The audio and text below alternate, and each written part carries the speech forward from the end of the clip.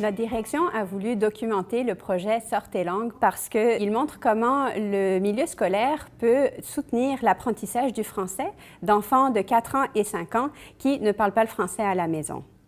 En même temps, ce projet donne une grande place aux langues premières de ces enfants. Ainsi, les parents voient comment ils peuvent s'impliquer dans le cheminement scolaire de leur enfant, même s'ils ont une connaissance très partielle de la langue française, et ce, dès leur arrivée au Québec.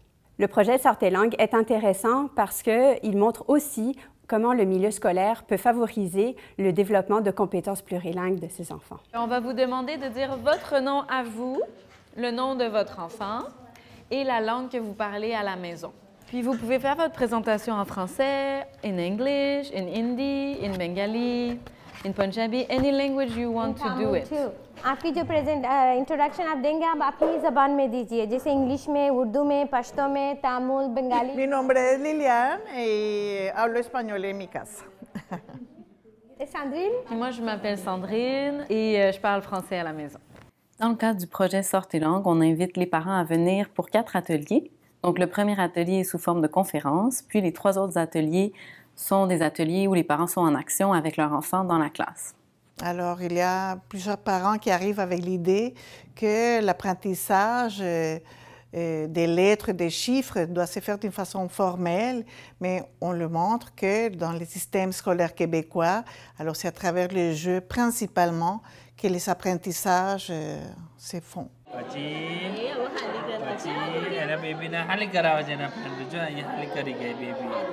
Le but, c'était d'amener les parents à l'école, de participer à la vie de l'école. On voulait les amener à être sensibles à la réalité scolaire au Québec et ajouter à ce qu'ils faisaient déjà à la maison pour stimuler leurs enfants, d'autres activités qui pourraient les aider. On ne voulait pas hiérarchiser ce que les parents faisaient ou ce que les enseignants faisaient. Pour moi, c'était très important de faire les ateliers en français parce que l'école se passe en français et les parents ne parlant pas français, je voulais qu'ils soient exposés au moins au français dans ces ateliers-là. Par la suite, on traduisait en anglais.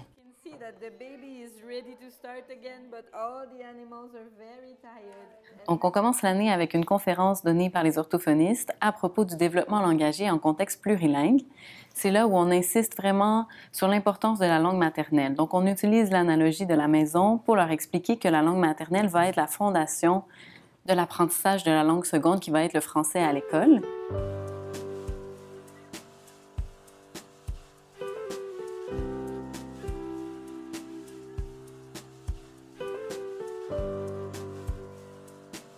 Alors, le premier atelier, c'est sur les jeux de société. Alors, dans cet atelier, on montre les principes de base qui vont aider l'enfant dans l'intégration scolaire. Alors, comme c'est apprendre à temps le tour de rôle, la mémoire visuelle, l'attention auditive. Alors, on présente quelques jeux aux parents. On les présente comme le jeu des lotos, un jeu de mémoire, un jeu des cherche et trouve. L'idée, c'est de parler et d'avoir du plaisir à travers les jeux. It's a fruit or it's an animal? Fruit, okay. इसके पास एक पत्ता है, Color? फिर भी और रूज colour, Rouge. Raspberry? आसानी से मत कहा करो. It's animal. Voilà. Sound बताओ, sound. आवाज. Moo. Okay, number. 1. Number 1, number 1, number 1. La troisième invitation dans l'année, c'est à propos de la lecture. Et pour ce faire, on a la chance d'avoir reçu des livres dans les différentes langues parlées du quartier. Donc, on a des livres en hindi, en tamoul, en punjabi, en ourdou, en arabe. Et ça nous permet aussi de souligner certaines particularités, comme le fait que le ourdou et l'arabe, on doit suivre avec le doigt, mais dans la direction inverse, pour familiariser les enfants prélecteurs à ces différences-là entre leur langue maternelle et la langue apprise à l'école. On va parler du vocabulaire, alors qu'il faut expliquer les nouveaux mots aux enfants. Et on va apprendre quelles questions poser à l'enfant. On pose des questions ouvertes où l'enfant doit élaborer sa phrase et on peut vérifier aussi si l'enfant a compris ou non l'histoire. Ils ont donné un bain au bébé.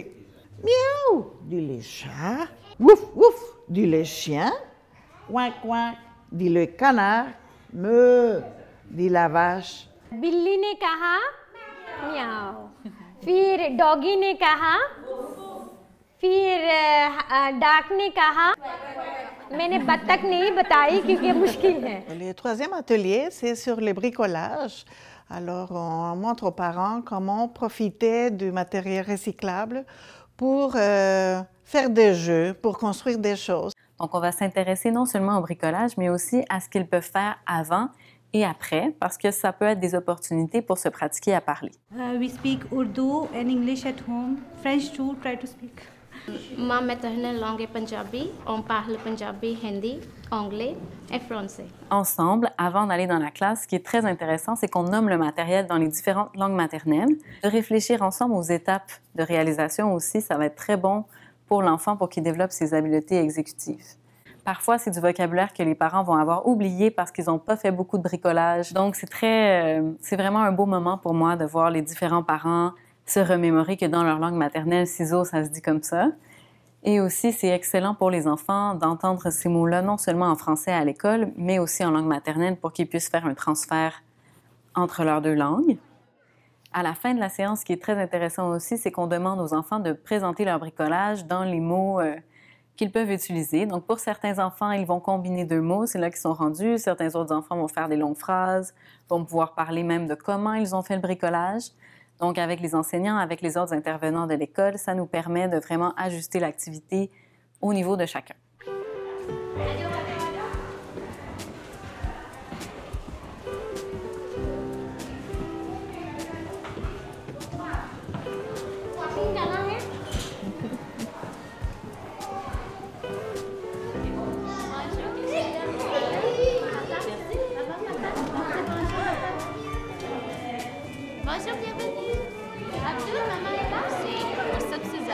भेड़िए से मैं महफूज रहूँगा। लेकिन ये शमीने है। हाँ, ये ऊपर शमीने है। वो ईंटों से बनाएगा क्योंकि वो कहता है मैं बर्फ से और पानी से और मैं भेड़िए से महफूज रहूँगा। मेरा घर मजबूत होगा। ठीक है? Ah, tout le monde parle ourdou ici? Oh, mais génial! Alors, je voulais jouer. हमें 2 कार्ड्स उठाने, 2 कार्ड्स। एक जैसे? आपने बोलना है ये एक जैसे हैं। Non, ce n'est pas ça, c'est moi. Comme le lait, le carton de lait. C'est ton tour, ma belle. Ah non, c'est le tour à grand-papa. Comment elle est? Happy. Content. Huri. Content, bravo. Huri. Huri. Hey, happy. Content. Hein? Content. Oh, ça. Oui. Est-ce qu'elles sont pareilles? Non, sont différents. Différents. Différent. Bravo, ma belle. Tout ce que vous avez vécu aujourd'hui, c'est important de le refaire à la maison, de prendre ce temps-là, que ce soit dans votre langue maternelle, en anglais ou en français. Merci encore d'être venu. Je vous souhaite une très bonne fin de journée. Merci beaucoup. Dès les premières années de nos ateliers, je pense 1 an après qu'on a commencé, on a rencontré, il y avait une maman qui participait à ces ateliers qui venait du Bangladesh et qui était multilingue. Cette maman participait beaucoup aux ateliers et nous lui avons demandé à elle si elle voulait participer comme pour traduire les ateliers aux parents et on a demandé à notre directrice si on pouvait l'engager pour faire cette tâche-là. Cette personne, c'est Nargis. Nargis qui est là depuis à peu près le début de nos ateliers comme parent, puis à la suite de ça comme agente de milieu, comme traductrice. Elle est restée à l'école et elle y est encore, elle travaille encore. Is it okay French and Hindi or English? Huh? So you have to do it in English. No problem. And Hindi is fine, huh? No Bengali. Oh, Bengali, hein? আমি মাঝে মধ্যে একটু বাংলায়ও বলে দিব, হ্যাঁ? Je m'appelle Nargis. Je suis arrivée du Bangladesh à Montréal à 16 ans avec mes parents. Ma langue maternelle, c'est le bengali, mais j'ai appris l'hindi et l'ourdou en regardant la télévision et aussi en parlant avec mes amis et mes voisines. Je comprends le Punjabi, mais je ne le parle pas bien. Introduction देंगे परिचिति, जैसे आपके नाम बताएंगे, बच्चे के नाम और घर की ज़बान. तो शुरू करते हैं Nafisa. J'appelle tous les parents avant les ateliers pour m'assurer que les parents viennent. Parfois, il avait répondu qu'il ne viendrait pas, mais il change d'avis en me parlant. Can I play now? No, it's not your turn. So I know the elephants. Where is the other? Les parents qui viennent aux ateliers, je m'assure qu'ils se sentent à l'aise. Moi, je serai là. Il y a des autres madames aussi de leur communauté qui viennent. Ça les rassure. Et aussi, la langue, ça c'est une barrière. Il y en a qui disent que oui, mais on ne comprend pas le français ni l'anglais. Comment on va se débrouiller? Mais je leur dis que je suis là. दोनों एक जैसा है, सेम तो मेरा क्रियोम. Je m'appelle Corina Borianadon, je suis professeure-chercheur au département des sciences d'éducation à l'Université du Québec à Trois-Rivières. Je suis orthophoniste de formation, je m'intéresse à la prise en compte de la diversité linguistique en milieu scolaire.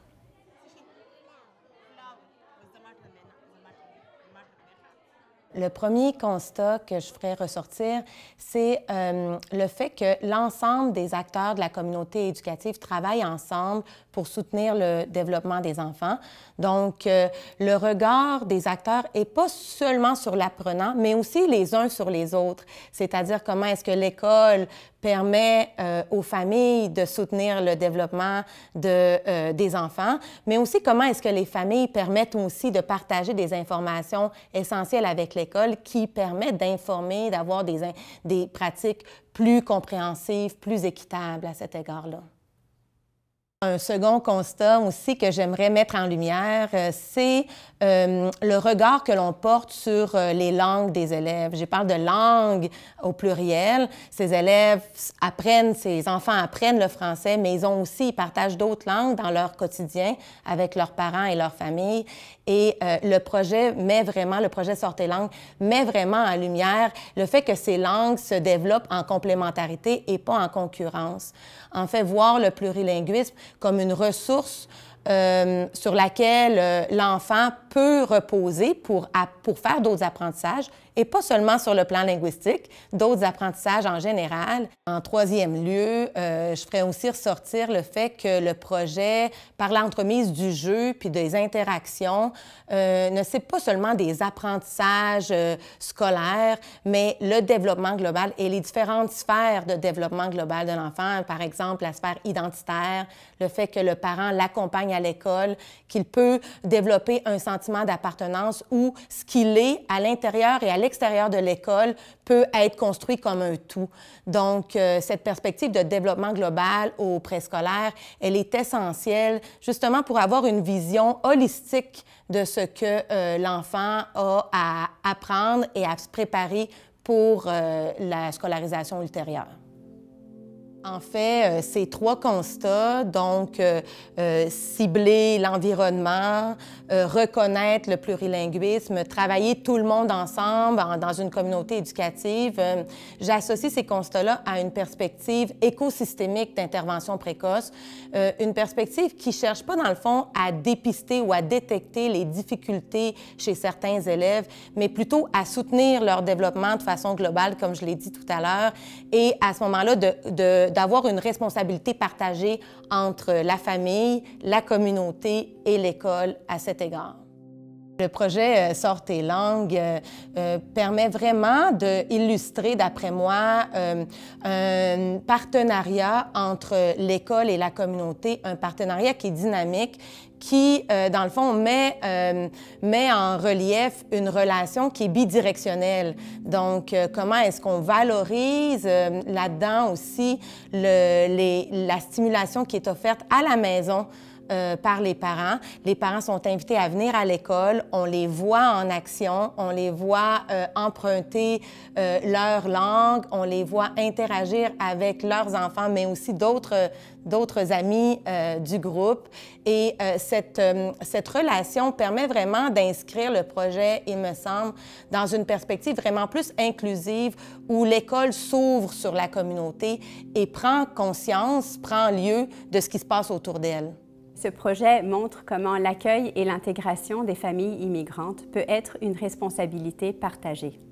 C'est certain que les enseignantes et les enseignants ont un très grand rôle à jouer dans ce processus, mais c'est toute l'équipe école qui peut y contribuer. Dans cette école, les orthophonistes se sont donné un rôle pivot. C'est très utile et c'est très apprécié du personnel enseignant. Je trouve que ce premier contact des parents avec les ateliers, c'est très important parce qu'on arrive à créer un bon lien, un premier lien de confiance avec eux. On brise une certaine gêne qu'ils ont envers les enseignants, les professionnels, et ça c'est bien, c'est positif.